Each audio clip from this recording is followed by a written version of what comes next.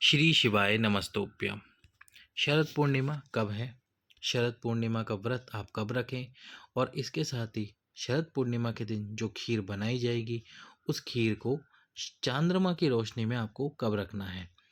तो चलिए आज ये सारी जानकारी हम आपको इस वीडियो में देने वाले हैं। तो शरद पूर्णिमा 6 अक्टूबर को है, उसी दिन आपको व्रत रखना है। इसके साथ ही शरद पूर्णिमा 6 अक्टूबर को दिन में प्रारंभ होगी 12 बजे के बाद, और इसके बाद 7 अक्टूबर को सुबह 9 बजे के बाद शरद पूर्णिमा समाप्त हो जाएगी। तो इसी समय पर 6 अक्टूबर के दिन ही शरद पूर्णिमा मनाई जा रही है।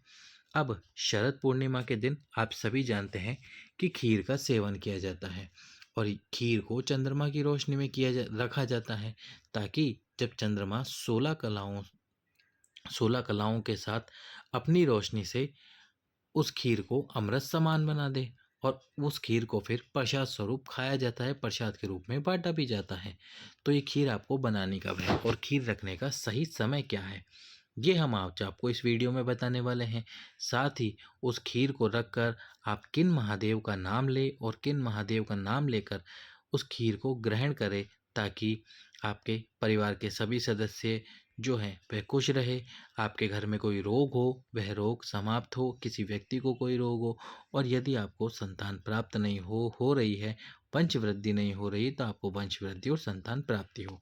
तो चलो सबसे पहले तो हम आपको बताते हैं कि खीर आपको रखनी कब है और खीर बनानी कब है।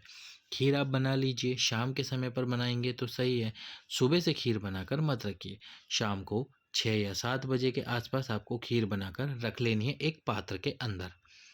अब इस पात्र के अंदर खीर को रख लीजिए, और खीर को चंद्रमा की रोशनी में रखने का जो सबसे उत्तम समय है वो प्रारंभ होगा 10:53 से, यानी कि लगभग 11:15 बजे के बाद में आप उस खीर को चंद्रमा की रोशनी में लेकर जाएं। समय हमने आपको बताया 10:53 पे। ये सबसे शुभ मुहूर्त है, सबसे शुभ समय है, जब चंद्रमा कि 16 कलाओं से और चंद्रमा से अमृत के रूप में कहते हैं कि अमृत बरसेगा, और खीर जो है प्रसाद जो है वो अमृत स्वरूप होगी। तो आपको इसी समय पर उस खीर को रखना है।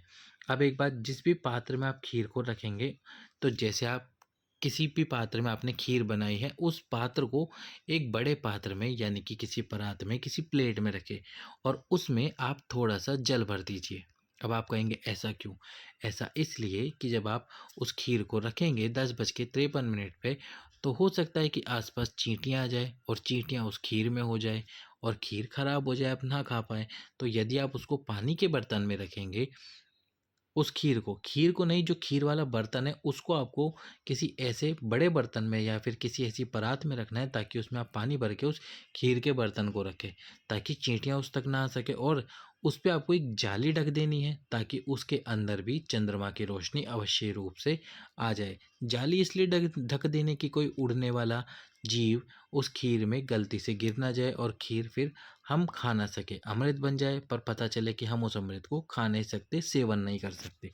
तो इस प्रकार से रखना, और फिर खीर को आप 2 घंटे बाद, यदि आप जग रहे हो 2.5 घंटे बाद, तब उठा लेना। नहीं तो सुबह जब आप ब्रह्म मुहूर्त में उठो, या फिर ब्रह्म मुहूर्त में उठकर 3:30-4 बजे खीर को उठाकर रख लेना अपने घर में, रसोई घर में।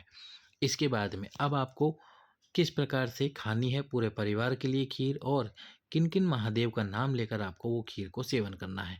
तो सबसे पहले, यदि आप वंश वृद्धि की कामना के लिए उस खीर का सेवन करेंगे, कहते हैं कि चंद्रमा की रोशनी में खीर रखने पर खीर अमृत समान हो जाती है। तो आप, वो खीर अमृत समान होती है, रोगों का नाश करती है, यदि शरीर में कोई रोग है उसका भी नाश करती है। तो आप यदि वंश वृद्धि और संतान प्राप्ति के लिए इस खीर का सेवन करना चाहते हैं, वैसे कई माताएं करती भी हैं, तो आप तुमरुकेश्वर महादेव या तुमरुका जी का नाम लें। तुमरुकेश्वर महादेव का स्मरण करके उस खीर का सेवन करें। जो भी माता बहन प्रसाद के रूप में खाना चाहती है, तो थोड़ी सी खीर निकाल ले। और जब आपके पूरे परिवार को आप खीर दें, तो आप उनसे कहे कि आप कुंदकेश्वर महादेव का स्मरण करें। कौन से महादेव? कुंदकेश्वर महादेव का स्मरण करें। कुंदकेश्वर महादेव है वह रोग मुक्ति के महादेव, यानी कि रोगों को समाप्त करते हैं। तो घर में किसी परिवार के सदस्य को यदि कोई रोग है, कोई बीमारी है, तो वह उस खीर को खाने से और कुंदकेश्वर महादेव का स्मरण करने से समाप्त हो जाए।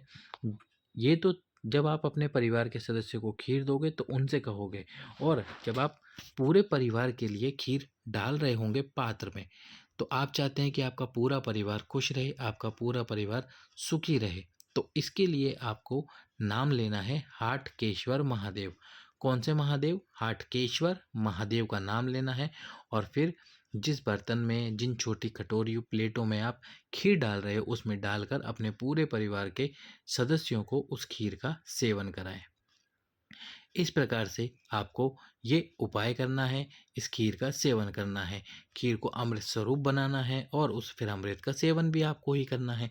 इस प्रकार से तुमरुकेश्वर महादेव, कुंदकेश्वर महादेव और हाट और आपको हाटकेश्वर महादेव का नाम लेना है।